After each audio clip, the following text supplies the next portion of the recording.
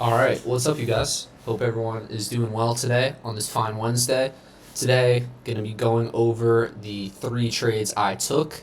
I passed my combine, so now your boy is back onto live accounts to make some real money. So, gonna be going over the three trades I took, sort of what I was looking to see going into the day, and yeah, just gonna break it down. So, at open, bro, we really doing this live second? At open, my bias was bullish. I mean, prior to this massive candle, can obviously see that we're disrespecting bearish PD arrays, respecting bullish PD arrays. And at the time, this 4-hour candle was actually wicked. We came down to this 4-hour imbalance.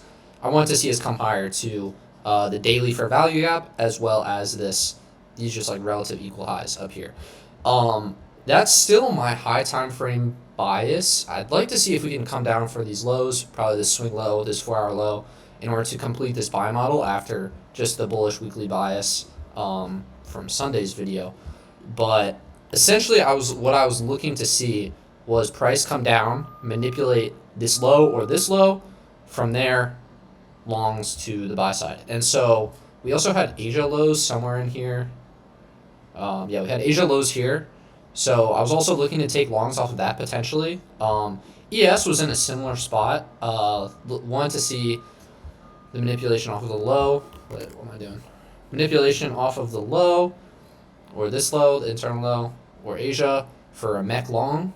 So something in here, or we flip the bias depending on how the 1-hour candle closes. So at open,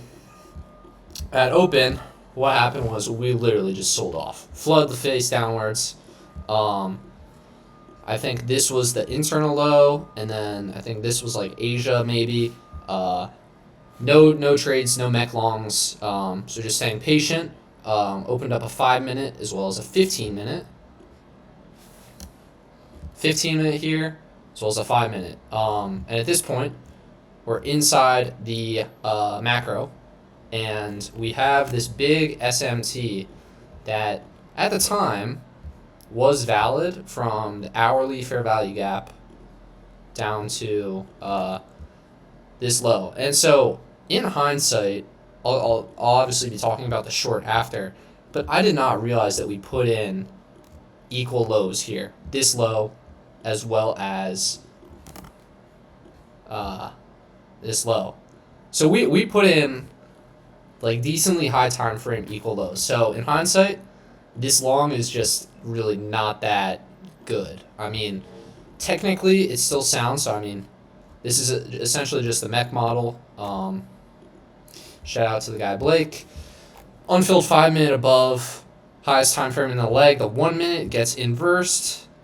We had an SMT at these lows, the internal low here. Yes. And so under normal circumstances where was this? This is over here. So, I guess this wasn't an SMT, never mind. But we soup this low. Highest time frame in the leg, targeting the unfilled 5-minute and the 15-minute. Entry on this candle. I didn't limit order this because I can get a 1-to-1 plus at the 15-minute high. So that's why I was targeting. Unfortunately, got stopped at break even. If I did limit order the fair value gap, I would have not gotten stopped at break even, which is unfortunate. And I mean that it just makes sense technically, like what happened here. We respected this bullish order block here, which gave us reason to go higher to the 15-minute. So that's the mech model. Highest time frame in the leg, targeting an unfilled 5-minute, 15-minute fair value gap. And so at this point, I mean, I'm a little bit annoyed why I got stopped here. And so I was in for one contract, selling the combines. Was sort of just thinking to myself, like, okay, I probably could have gone in for 2 contracts, but I didn't really want to take a $1,500 loss on this. Wanted to have some sort of risk management trading these combines because I was just like sick of not passing them when I know I can and I'm a good enough trader too. Just getting really unlucky. And so obviously in hindsight, like I'm taking the 1-to-1 on this when trading live accounts. 1-to-1 is my bread and butter. It's all I need. especially with consistency rule. There's no need for me to like try to chase this. If I can get this, I'll take it. Maybe I'm in for like 2 minis. Cut one here, break even, and then I let the rest run. But yeah, I got stopped out at break even on the first trade. And so at this point, I'm still bearish. I still didn't even notice these equal lows. So like these are in place the entire time. But like I'm still just fundamentally bearish because of high time frame. We just had that insane sell-off. If I'm going to be bearish, I want to see an hourly open high, low close. And so that's what we're doing here on the hourly candle. I want to see the hourly candle open high, low close. If we're going to be bullish, I want to see us open low, high close. And the reason for that is because inside that hourly candle, I expect there to be manipulation to send us lower. And so at this point, we tapped that 15-minute. I'm looking for shorts. We have all this just like generated liquidity here, especially on ES at this point. We just have all this low resistance liquidity that I want to see us get ran through. So tap into the 15-minute, looking to see if there's a inversion in here, and there's a 2-minute. I'm like, all right, let's go. I'm about to full port this 2-minute, not actually full port. But if we got to close like this, bro, I would have ripped this. But in my model, fortunately, I go, well, not unfortunately, my model, I go break even at the internal low. So, in this candle close, we tap the internal low, so therefore can't take the setup. Really good trade though. If there was just bear close, would have ripped that. At this point, I'm just bearish because of the way that price is moving, and I want to see us keep going lower. And then we open up this 3-minute here. After that, I take this turtle soup off the 3-minute. And I realized that we put in equal highs here on ES. And we took them on NQ and just clear targets lower. I still did not have this low marked out, but easy break even at the internal low. Yeah, just like a simple short. And I realized, like, mid-trade, I was like, what am I doing? Why am I taking this out? This is not A+ at all. I can easily expect us to come up and run this internal high because we still have the equal highs on ES. Also, we're going to open up a 3-minute fair value gap. We also have this breaker block here that, I mean, I would expect us to probably come up and keep respecting. And so at this point, I just get out of the trade because I'm like, all right, realistically, what am I doing? This is not what the profitable version of me would be taking. I just took this amazing A+ long, A+ MAC model, despite unknowingly not being aware of the equal lows. That's a great trade. That's a great trade that I'm completely fine losing. This trade, if this is a loss, I'm probably upset with myself. So just cut it right, literally 2 candles after. I was like, all right, we respected the CE of this wick.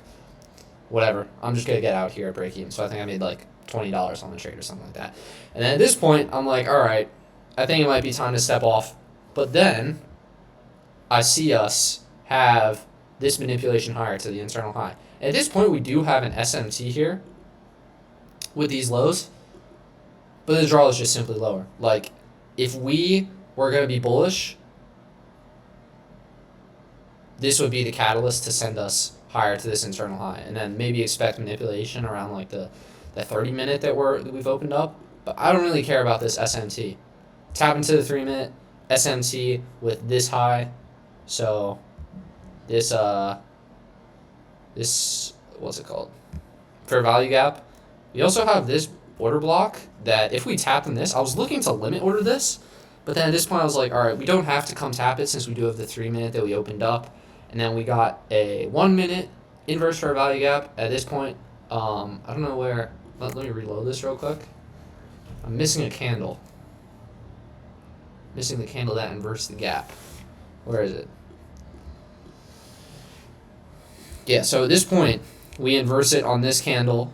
I guess normal entry could be down here, but I didn't like the risk to reward on this. And I was also, I will admit, I was a little bit chasing the money on this trade just because I'm trying to get off of these combines, right? Um, and this gave me, this risk reward gave me like a fine loss. Like, there's no reason why we should even come back up to this high at this point after the inverse. Also leaving two sets of equal lows. So normally I'm not concerned about two candles back to back that are leaving equal lows. It's still high probability, but we also had two sets here and a clear break even point. So I'm like, all right, limit order the 2 minute because better risk reward 1.73. And at this point I can also get over the 150 ticks, which will help me pass, which will allow me to pass the combines. So I mean, literally almost top ticked this candle here. Limit order on the inverse fair value gap, stop loss at break even here, and yeah, took profit a little bit before here just because I had like I was gonna pass it regardless. So I was like, all right, I'm just gonna cut this, but yeah, hold it to the high time frame equal lows, and yeah, really good continuation setup. Been noticing just like a lot more order blocks recently and breaker blocks. Normally in my like previous analysis, I haven't really concerned myself too much with them, but just like getting more reps in the charts, I'm seeing them a lot more, and just noticing the reactions, like in bearish order flow, coming back, tapping the change in the state, tapping the breaker block, order block. And that's just sending us lower, continuing to help price move in the direction that it's supposed to in correlation to the draw on liquidity. So those are going to be all the trades that I took today. Did pass the accounts. So we had those. Got the trade 5 combines. So yeah, we're going to be going on to live. Now the plan is back on these live accounts. First time live since taking the payout. So definitely mentally ready to start actually making some money. But just need to control my risk management. I'm going to switch over to MNQ for these accounts and for the foreseeable future on live accounts, just because of the ability to control risk a lot more. Now, on this setup, one contract is probably fine. And I mean, I still need to sort of just figure out what I want to do. But like with these highly volatile days and where price action is good, I mean, sometimes the stop is too much that I want to be risking. And so with the rules on these Tradeify accounts, I need 5 days of $100 plus. I'm obviously not trading for that. I'm going to be risking around $600 per day, so that gives me 3 losses before I lose the accounts. And so having a model with 80% win rate targeting 1-to-1, the odds of me having 2 losing trades in a row with my model is around 10%, and having 3 losing trades in a row is like less than 1%. I don't have the exact math. I remember running it a decent bit ago, but that's going to be the plan. So just taking high quality setups, finally going to be printing some money. Hopefully can try to get the payout on these accounts before Thanksgiving. That's like a rough goal I have in mind, but I can't force things and like be thinking about the money. That's how I'm just gonna keep prolonging the loop in the cycle. So yeah, that's pretty much gonna be it for today. I also just wanted to rant a little bit about just like how I'm feeling generally. Like this morning, I just woke up. I'm just so immensely grateful to have trading as my career. Like this is something that I genuinely am so excited about. Like every morning I wake up, I'm excited to trade, excited to see where the market's going to go. And I'm honestly just blessed to have found something that I like that much that will allow me to print millions of dollars from my finger. Not having to work for anyone, not having to be anywhere at a certain time except for in front of the charts. That's all I have to worry about. And yeah, I think it's just a reminder, like it's so easy to forget to be grateful when price action's bad, when we're blowing accounts, when, just not trading well.